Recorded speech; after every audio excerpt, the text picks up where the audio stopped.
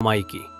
आज हमें 500 रुपए भी कम लगते हैं, लेकिन 1950 और 60 के दशक में 5 रुपए की कीमत भी बहुत बड़ी हुआ करती थी।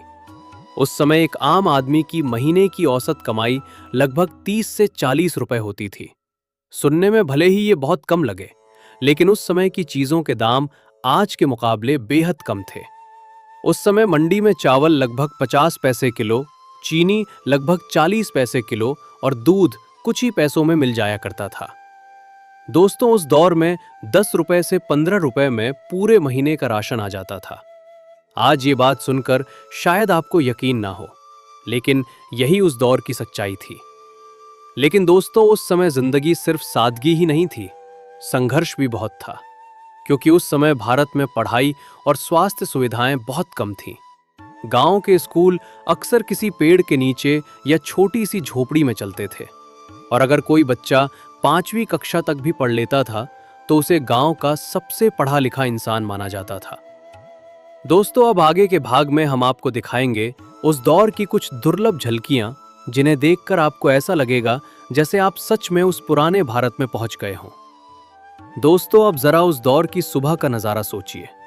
आज हम सुबह उठते ही मोबाइल उठाकर सोशल मीडिया देखने लगते हैं, लेकिन 1960 के भारत में सुबह की शुरुआत बिल्कुल अलग होती थी। सुबह सूरज निकलने से पहले ही गांव में हल्की हल्की चहल पहल शुरू हो जाती थी। कहीं मुर्गे की बांग सुनाई देती तो कहीं गायों की घंटियों की आवाज।